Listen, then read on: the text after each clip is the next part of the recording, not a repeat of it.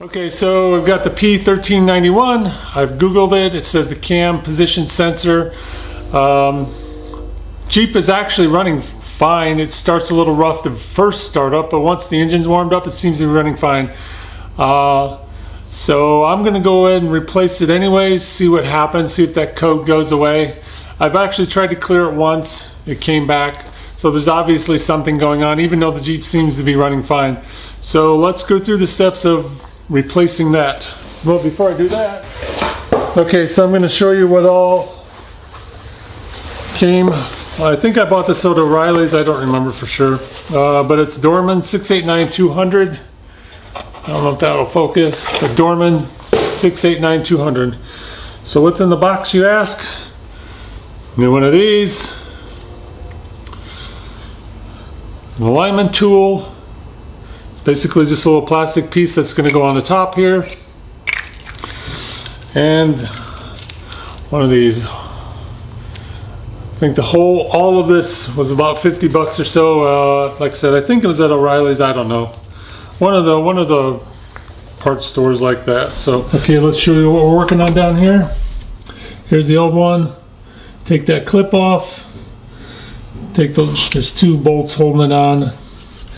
And then there's a locking bolt down there. So, but before we do that, we need to get this motor top dead center. So in order to do that, we're going to take this coil pack off to get to the spark plugs.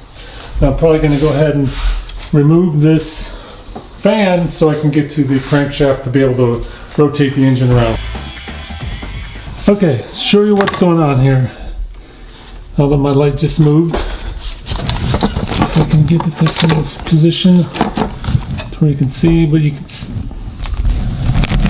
the number one cylinder, spark plugs out, got the fan out. I've got a 19 millimeter. I'm going to get down here, the crankshaft. Okay, you see where I got that down there?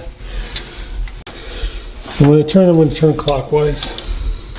Okay, so what my goal is to find top dead center on the number one cylinder. So I'll put my finger down here.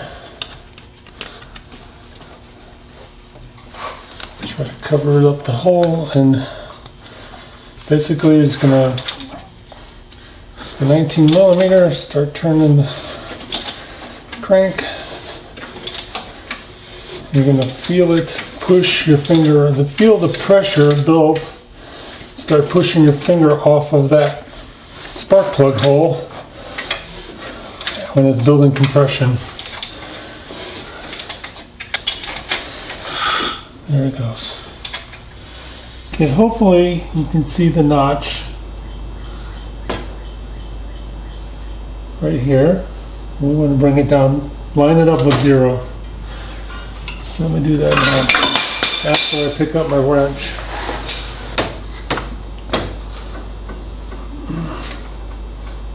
I'm just a tad too far.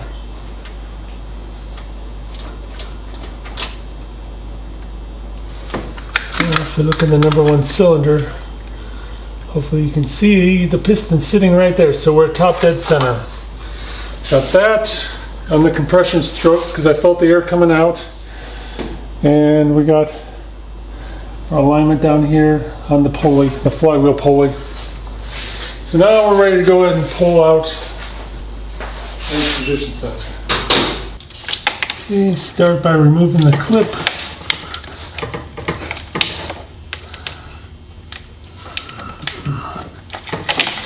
Okay, these two bolts are 7/32.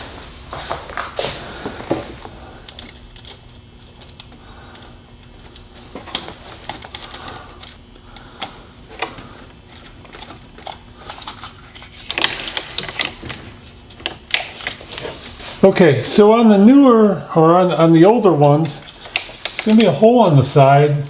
You put a pin through there and keep this all lined up. This one must have been replaced before because it doesn't have that slot for a pin. And the keeper there that's holding it in place is a 13 millimeter.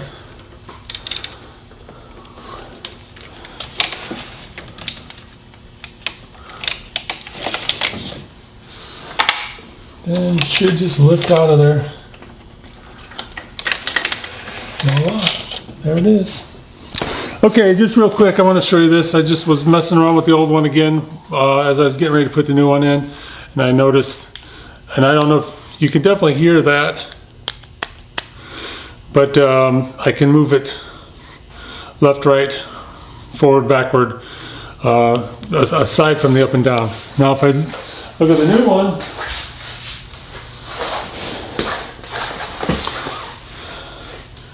I know you can't see or hear anything. It's not moving at all. It's solid as a rock there. Still got a little bit up and down, which is okay, but nothing like the other one. So now we're going to take this alignment tool. If you remember, if you notice when I took the old one off, this notch was pointing towards the firewall. It actually even has an arrow on here to point towards your firewall. To line this up, just kind of adjust that gear until it falls into place. So now it's ready to be installed. Okay, one other thing I forgot to mention. This right here, it's going to line up with your oil pump. So let's check that out. If we look down in here, hopefully you can see the oil pump and how it's going to have to line up with that. So you may have to stick a screwdriver in there and just align it a little bit, turn it as needed. But beyond that, it should just go right in. Okay, first step, let's go. Oh, one other thing, don't forget your gasket. This one came with it, so don't forget your gasket. Try to do this without smacking the camera too much.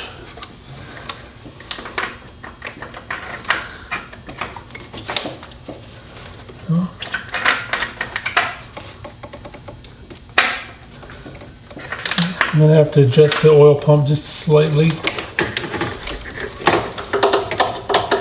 Looks like it's turned just a little too much.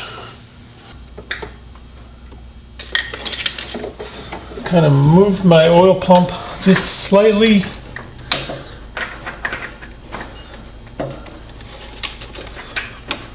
Oh, there she goes.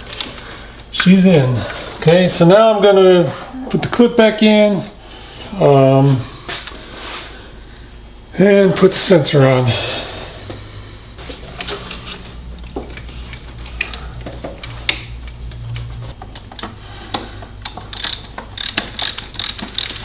Now we can pop this off. The new sensor on there, screw that down in there.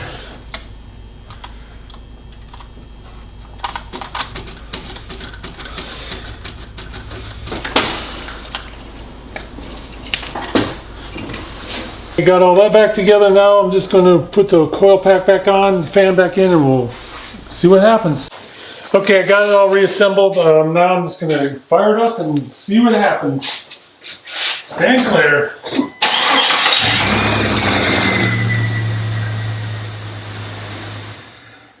Okay, so that's good news. So now my next step is I'm going to take that computer, clear the code, take it out for a test drive, see if it comes back. So let me do that and stay tuned, see what happens. Hey, you're probably saying to yourself, that's not the same Jeep you left with. Well, if you noticed that, then you're right and you are paying attention. And not just making fun of my tomfoolery here. So the green Jeep ran great. The check engine light never came back on. It's my understanding that once the Jeep comes up to temperature, that circuit would close, and if it's going to come back on, it would have came back on then. But if so far so good, and if it does come back on, I'll let you know. I also got the heater hose issue taken care of, so no more leaks with that. So we're looking good there. So which means this guy moves up to the #1 position. Finally going to get that lift on there. That's what I'm going to start on tomorrow. So if you want to see that, subscribe now. If you like the things we're doing on this channel, subscribe. Give me a thumbs up if you like these type of videos. Put something in the comments down below if you deal with your check engine lights, or if you just leave them be. I know most people just leave them be, but it just drove me crazy looking at that thing. Like this one actually has a check engine light now because of the O2 sensor issue, which if you saw when I did the engine swap, you would know the whole story there. So anyways, yeah, that's all I got for today. Hope you enjoyed it. It's great to get that taken care of, and we'll see you guys next time. Boom!